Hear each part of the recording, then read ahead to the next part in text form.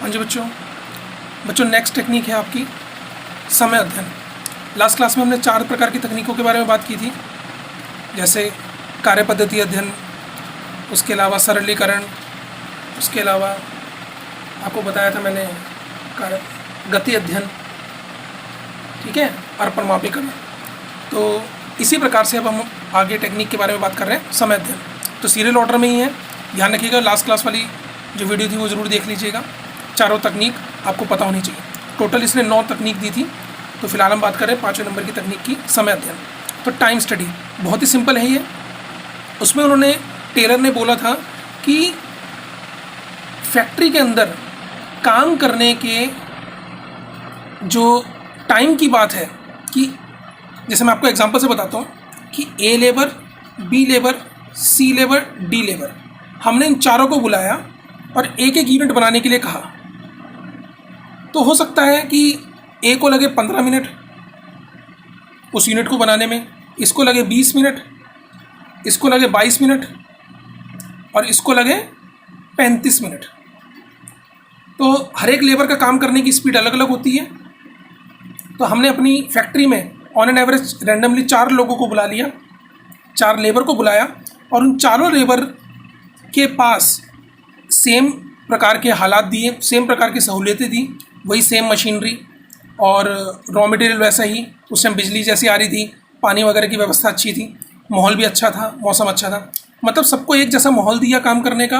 और उस फैक्ट्री के अंदर हमने उन्हें बोला, उस मशीनरी पर काम करने के लिए बोला और बोला कि आप इस यूनिट को बनाइए। तो सबने इतना इतना टाइम लिया, इसने 15 मिनट, इसने 20 मिनट, इसने 22 मिनट और इसने 35 मिनट।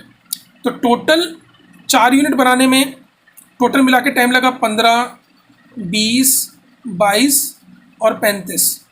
5 और 2 7 और 5 12, 2 और 2 4 और 2 6 और 3 9, 92 मिनट्स। तो ऑन एन एवरेज बेस पर एवरेज टाइम कंज्यूम्ड कितना हुआ?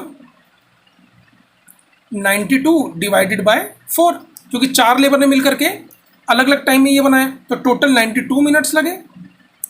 और 4 लेबर, तो 1 यूनिट टाइम शुड बी कितना होना चाहिए? 4 दूनी 8, 2 23, तो 23 मिनट। तो ये जो 23 मिनट है, इसको एक प्रमाप बना देना चाहिए, एक स्टैंडर्ड बना देना चाहिए कि हमारी फैक्ट्री में जो भी लेबर काम कर रही है वो 1 यूनिट अगर बनाएगी तो 23 मिनट से ज़्यादा टाइम उसको नहीं लगना चाहिए। अब आप कहोगे सर डी को तो 35 मिनट लग रहा है, तो भैया भाई या तो इस फैक्ट्री के अंदर से इसको निकाला जाएगा या फिर इसको बोला जाएगा कि अपनी टेक्निक जो है काम करने की थोड़ी सी बढ़ाए, अदरवाइज़ आपका इस फैक्ट्री के अंदर कोई भी काम नहीं है, क्योंकि आपके होने से यहाँ पर फैक्ट्री के अंदर नुकसान ही होगा।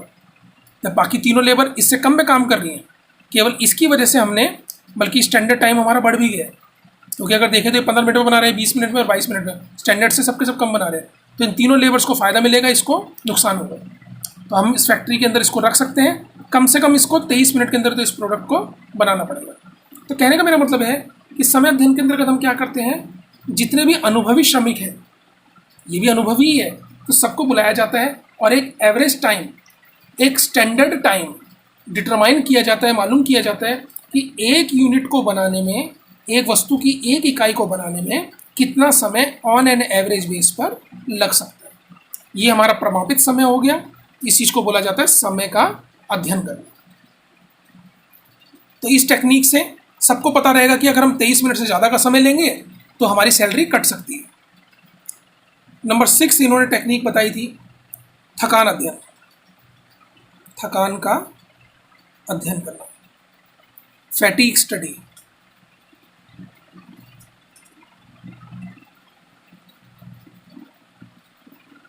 फैटीग स्टडी, थकान का अध्ययन। सिंपल है, ये भी नाम से पता चल रहा है कि हमारी फैक्ट्री में जो लेबर काम कर रही है, हम उसे 8 घंटे काम करने के लिए बुलाते हैं और उसको सैलरी देते हैं। तो क्या कोई लेबर पूरे के पूरे लगातार 8 घंटे काम कर सकती है? भाई आप कहोगे सर उसे सिर्फ सैलरी दे रहे हैं तो फिर 8 घंटे काम करना ही चाहिए उसे। लेकिन अगर आप इस चीज़ को अपने खुद के ऊपर लगा करके देखो, तो क्या आप 8 घंटे बिना रुके एक ही स्पीड में लगातार काम कर सकते हो? यानी कि जो आपने पहले 1 घंटे के अंदर जो काम किया था, आप सोचो कि सेम उसी स्पीड से आप 8वें घंटे के अंदर भी काम करो, तो ये पॉसिबल नहीं है। तो ये देखा गया कि इस टेक्निक के माध्यम से एफ.डब्ल्यू. टेलर ये बोलते हैं कि आप अपनी फैक्ट्री के अंदर जो लेबर है उसको थकने की दर का अनुमान लगाइए कि एक labour on an average base पर कितनी देर में थकावट का अनुभव करती है। थकावट का अनुभव मतलब आप अगर किसी लेबर से पूछोगे तो वो कहेगा सर मैं तो बिल्कुल 10 मिनट बाद ही थक जाता हूँ। ऐसा नहीं कह रहा मैं, बिल्कुल सीरियसली इस काम पर अगर आप सोचिए तो एक फैक्ट्री के अंदर हर 1 घंटे के बाद अगर 2 से 3 मिनट का ब्रेक दे दिया जाए, या 3 घंटे बाद लंच का ब्रेक दे दिया जाए, या हर 2 घंटे बाद टी ब्रेक दे दिया जाए, या 4 घंटे बाद लंच का ब्रेक दे दिया जाए, या 3.5 घंटे के बाद लंच का ब्रेक दे दिया जाए, 2 बार बीच में टी ब्रेक दे दिए जाए, तो इस प्रकार से अगर ब्रेक कर करके एक लेबर को काम करने के लिए दोबारा बुलाया जाए तो ऐसी अवस्था में वो अपने आप को एनर्जेटिक फील करेगा और जितनी भी थकावट है उसकी वो उससे रिकवर कर पाएगा। यह हर एक फैक्ट्री का लेवल अलग अलग हो सकता है, काम करने की सिचुएशन के ऊपर डिपेंड करता है, काम करने की परिस्थितियों पर डिपेंड करता है, जो प्रोडक्ट आप बना रहे हो उस पर डिपेंड करता है। तो आपको अपनी फैक्ट्री के हिसाब से, आपको अपनी कंपनी के हिसाब से, अपनी सिचुएशन के हिसाब से थकान का अध्ययन करना चाहिए।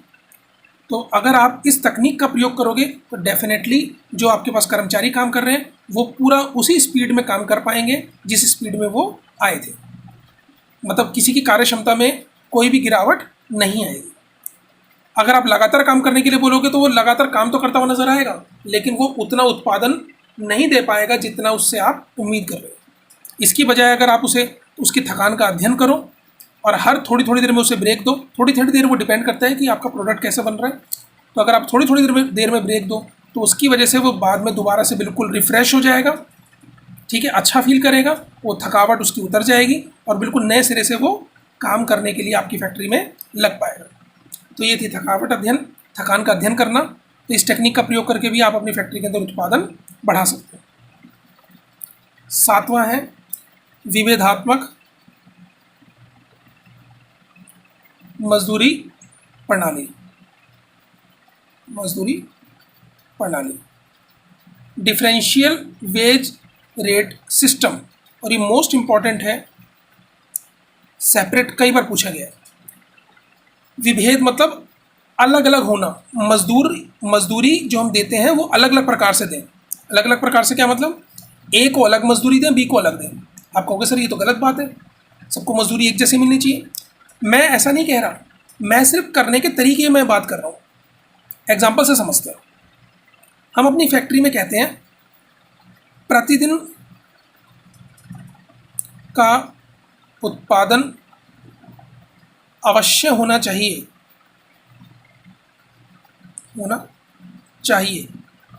बराबर कितना, 100 यूनिट का। हमारी फैक्ट्री के अंदर प्रतिदिन का उत्पादन कितना होना चाहिए, 1 लेबर बाय 1 लेबर। 1 लेबर के द्वारा प्रतिदिन का उत्पादन कितने का होना चाहिए, 100 यूनिट। यानी कि हमारी फैक्ट्री में जो जो लेबर काम कर रही है, जैसे 100 पेन बनाने के लिए बोला जा रहा है कि 1 लेबर को कम से कम दिन में 100 पेन तो बनाने चाहिए। एग्जाम्पल के लिए मैंने बोल दिया।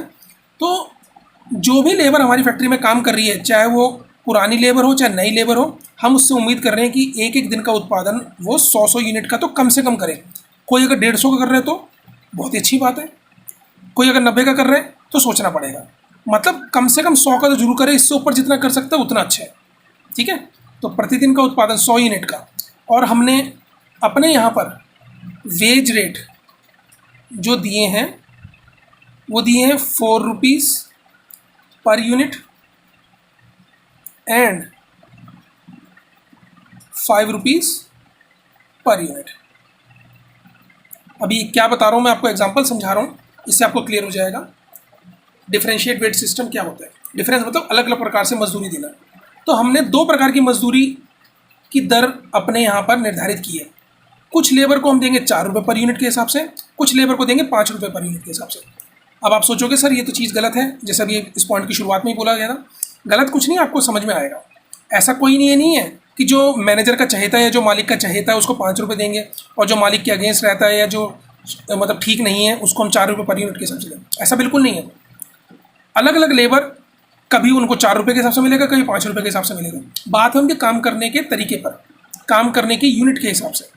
तो जैसे मान लीजिए ए एक लेबर है, A labour and B labour, ये दो व्यक्ति थे। ऐसे तो बहुत सारे व्यक्ति हैं लेकिन मैं दो की ही बात कर रहा हूँ।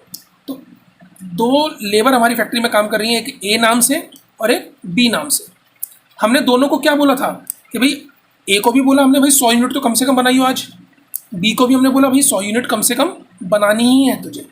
सभी लेबर को बोला तो हमने ऑफकोर्स इन दोनों को भी बोला, और इनको हमने ये किसी को कुछ नहीं कहा कि तुझे 4 रुपये के हिसाब से देंगे या तुझे 5 रुपये के हिसाब से देंगे। इन दोनों को हमने बता रखा है कि भाई 4 रुपये भी मिल सकता है, 5 रुपये भी मिल सकता है, लेकिन तुम्हें कम से कम कितना बनाना पड़ेगा, 100 यूनिट। तो इसने आज का उत्पादन जो किया है, आज का उत्पादन इसने किया है 110 यूनिट, और इसने आज का उत्पादन किया है, वो किया है 90 यूनिट, या मान लीजिए 80 यूनिट, और ज़्यादा क्लियर हो जाएगा, 80 यूनिट। तो अब मेन बात आती है, हमने इन दोनों को पहले ही बता दिया था कि भाई प्रमापित उत्पादन कितना है, कम से कम आपको कितनी यूनिट बनानी है, 100 यूनिट तो कम से कम बना करके देनी है। लेकिन ए ने बनाई 110 यूनिट और बी ने बनाई 80 यूनिट। तो ए को जो है, क्योंकि इसने, अब ध्यान से सुनिएगा, ए को हमने बोला था कि 100 यूनिट बनानी है और इसने बनाई 110, तो क्योंकि इसे 100 यूनिट बनाने के लिए बोला गया था, इसने 100 से ज़्यादा बनाई, मतलब 100 तो बनानी ही थी, इसने 100 या 100 से ज़्यादा बनाई, तो इसको मिलेगी पेमेंट 5 रुपये पर यूनिट के हिसाब से। ऐसी लेबर, मतलब विभेदात्मक मजदूरी प्रणाली क्या कहती है, एफडब्ल्यू टेलर ने इसमें क्या बोला था कि ऐसी लेबर जो प्रमापित उत्पादन से बराबर या प्रमापित उत्पादन से ज़्यादा का काम करती है, तो उसको ऊंची दर से मजदूरी दो। यानी कि इसकी सैलरी कितनी हो जाएगी, 110 यूनिट इंटू 5 रुपये, तो इसे मिलेगा 550 रुपये। इसकी आज की कमाई कितनी हो गई, 550 रुपये। जबकि इसकी सैलरी कितनी बनी बी की, बी के लिए क्या बोला गया, क्योंकि इसने प्रमापित उत्पादन से कम का काम किया है, तो इसलिए इसको निचली दर से मजदूरी दी जाएगी। हो सकता है जो बी यहाँ पर है वो हो सकता है ए की जगह आ जाए, ए बी की जगह आ जाए, वो अगले दिन की बात अलग है। लेकिन आज का इसने उत्पादन कितना किया है, प्रमापित उत्पादन से कम, तो इसलिए उसको निचली दर से मजदूरी दी जाएगी। यानी कि इसकी आज की सैलरी कितनी हो जाएगी, 80 यूनिट इंटू 4 रुपये, 320 रुपये। इसकी आज की कमाई हो गई 320 रुपये। यानी कि देखो अगर ध्यान से, तो ए ने आज कमाया 550 रुपये और बी ने आज कमाया है 320 रुपये। इसने केवल 30 यूनिट कम बनाई है, केवल 30 यूनिट कम बनाने की वजह से इसे कितने रुपए का नुकसान हो गया, 230 रुपये का। मतलब आधी कमाई तो इसकी बिना मतलब चली गई। अगर ये चाहता तो इस 100 यूनिट के हिसाब से बनाता तो कम से कम इसको 500 रुपये मिलते। 100 यूनिट अगर ये बना लेता तो 500 रुपये मिलते, तो 180 रुपये तो इसे बिना मतलब के नुकसान में गए। तो कहने का मेरा मतलब क्या है कि एफडब्ल्यू टेलर ने क्या बोला, विभेदात्मक मजदूरी प्रणाली के अंतर्गत विभेद करो, भेद मतलब डिफरेंस करना, तो विभेद करो मजदूरी की दर में। तो ऐसा करके आप इसमें और इसमें डिफरेंशिएट करके केवल ये बताना चाह रहे हो कि ये तो चलो अच्छा काम कर ही रहा है, इसको तो एक्स्ट्रा मिल ही रहा है, जो इस बंदे को कम काम करने की वजह से कम सैलरी मिल रही है, तो कल से ये इसके अंदर एक एनर्जी आएगी नेगेटिव। जब इसको सैलरी मिली यानी कि कम पैसे मिले, तो इसमें एक नकारात्मक भावना नहीं आएगी, बल्कि ये सोचेगा कि अब से मैं अपने काम की करने की जो स्पीड है उसको बढ़ाऊं, ताकि मैं भी 100 यूनिट तक तो कम से कम पहुंच ही जाऊं। और एक दिन वो भी आएगा जब मैं 110 तक पहुंचूंगा। तो ऐसा करके इसमें एक मोटिवेशन आएगा, एक अभिप्रेरणा मिलेगी, जिससे काम करने की स्पीड को अपने बढ़ाएगा। तो इसके भी अपने अलग फ़ायदे होते हैं। और क्योंकि ये अपनी प्रमापित उत्पादन से ज़्यादा का काम कर रहा है, तो इसको बल्कि एक्स्ट्रा पैसे मिलेंगे, तो ये और भी ज़्यादा मोटिवेट होगा। आज इसने 110 बनाया तो कल ये 111 बनाएगा, ये 112 बनाएगा। तो विभेदात्मक मजदूरी प्रणाली क्या कहते हैं कि जब अलग अलग लेबर में अलग अलग दर से भुगतान किया जाए, अपनी इच्छा से नहीं, उनके काम करने के हिसाब से भुगतान किया जाए, तो जो बंदा प्रमापित उत्पादन या प्रमापित उत्पादन से ज़्यादा का उत्पादन कर रहा है उसे ऊंची दर से मजदूरी दी जाए, और जो व्यक्ति प्रमापित उत्पादन से कम का काम कर रहा है उसे नीची दर से मजदूरी दी जाए। तो इसको हम कहते हैं विभेदात्मक मजदूरी प्रणाली। ऐसा करके आप मजदूरों के अंदर कोई भेदभावना नहीं कर रहे, बल्कि उनको ये समझाने का प्रयास कर रहे हो कि आपको कम से कम इतना उत्पादन करना ही है, अगर आप इससे कम करोगे तो इसमें आप ही का नुकसान है। तो ये था हमारा विविधात्मक मजदूरी प्रणाली। नंबर 8 है मानसिक क्रांति। मानसिक क्रांति, मेंटल रिवॉल्यूशन, मेंटल रिवॉल्यूशन या रिवॉल्यूशन। रिवॉल्यूशन आपने जैसे 1857 की क्रांति सुना था, ये वैसा तो नहीं है, लेकिन रिवॉल्यूशन वर्ड ये वहीं से मतलब उससे मिलता जुलता ही है। तो क्रांति मतलब रिवॉल्यूशन करना, तो अपने मन के अंदर बदलाव लेकर के आना। एफ.डब्ल्यू. टेलर सिंपली भाषा में ये बात बताना चाह रहे थे कि आपको अपनी सोच में बदलाव लाना पड़ेगा। तो आप कौन यहाँ पर, आप किसकी बात कर रहे हैं? तो यहाँ पर दो प्रकार के लोग हैं, एक कर्मचारी वर्ग और दूसरा मालिक वर्ग। ये भी मैंने आपको स्टार्टिंग में बताया था वैज्ञानिक प्रबंध के अंतर्गत, तो जो उन्होंने सिद्धांत दिए थे, सहयोग ना कि व्यक्तिगतवाद, तो वहाँ पर भी वही बात थी, यहाँ पर भी वही बात है। उन्होंने सिद्धांत भी दिया इसका और उन्होंने इसकी तकनीक भी बताई है। तो सिद्धांत कह लीजिए, तकनीक कह लीजिए, दोनों का मतलब एक्सप्लेनेशन जो है, अंदर का जो विवरण है वो एक जैसे ही चलेगा। तो ये तकनीक भी है और ये सिद्धांत भी है। इसमें उन्होंने ये बात बताई है कि कर्मचारी वर्ग है, उसको लगता है उसका शोषण हो रहा है। क्यों शोषण हो रहा है? उनको लगता है कि भैया हम ही काम करते हैं, फैक्ट्री तो हमारी वजह से चल रही है और लाभ अकेला मालिक लेकर के चला जाता है, हमें तो बस खाली सैलरी मिलती है। तो कर्मचारी वर्ग हमेशा सैलरी ऊंची से ऊंची चाहते हैं, वो चाहते हैं उनको लाभ का भी हिस्सा मिले। और जबकि मालिक वर्ग क्या सोचता है कि भाई जितना भी लाभ है वो मेरी जेब में जाना चाहिए, क्योंकि रिस्क मैं उठा रहा हूँ, भाई पैसा तो मैं लगा रहा हूँ, सारा रिस्क मैं उठा रहा हूँ, तो सारा का सारा लाभ मुझे मिलना चाहिए। इनको तो सैलरी मिल गई बस काफ़ी है। तो ये दोनों में हमेशा संघर्ष वाली बातें चलती रहती हैं।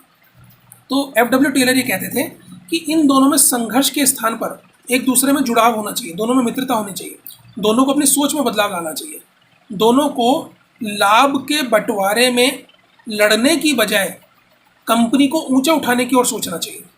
मालिक वर्ग को भी, मालिक इनकी ओर ध्यान दे और कर्मचारी इनकी ओर ध्यान दे और दोनों मिलकर के कंपनी की ओर ध्यान दे। तो जब ऐसा होगा तो कंपनी का प्रोडक्शन बढ़ेगा, कंपनी की मार्केट में गुडविल बढ़ेगी, कंपनी की मार्केट के अंदर सेल बढ़ेगी, और जब सेल बढ़ेगी तो डेफिनेटली कंपनी को फ़ायदा पहुंचेगा। तो कंपनी को फ़ायदा पहुंचेगा तो तब इनकी सैलरी बढ़ पाएगी और इनकी जो लाभ कमाने की क्षमता है उसमें भी वृद्धि होगी। तो एफ.डब्ल्यू. टेलर सिंपली भाषा में क्या बोलते थे कि ये दोनों वर्ग आपस में लड़ने की बजाय, लाभ को बंटवारे में लड़ने की बजाय कि मुझे इतना मिलना चाहिए, मुझे इतना मिलना चाहिए, इसकी बजाय अगर सभी लोग कंपनी के लाभ को बढ़ाने के बारे में सोचें तो इससे ज़रूर बदलाव आएगा, ज़रूर सबको फ़ायदा पहुंचेगा। और ये लोगों की सोच बदलनी चाहिए। इसी सोच में बदलाव को उन्होंने क्या बोला? मानसिक क्रांति। लोगों से मतलब मैं इन दोनों प्रकार के लोगों की बात कर रहा हूँ।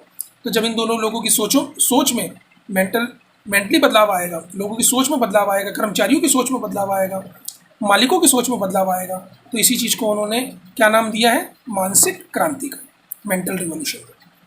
तो बच्चों ये आपकी 8 तकनीकें हो चुकी हैं। नेक्स्ट क्लास में जो इसकी बची हुई तकनीक है उसके बारे में बात करेंगे, वो भी बहुत इंपॉर्टेंट है, इसी की तरह विभेदात्मक मजदूरी प्रणाली की तरह। वैसे तो सारी तकनीक इसकी इंपॉर्टेंट है, लेकिन कुछ जो इंपॉर्टेंट है उनको जरूर ध्यान से पढ़िएगा। तो 8 तकनीक आपकी हो चुकी हैं, टेक्निक हो चुकी हैं, एक तकनीक बची हुई है, उसके बारे में नेक्स्ट क्लास में बात करेंगे।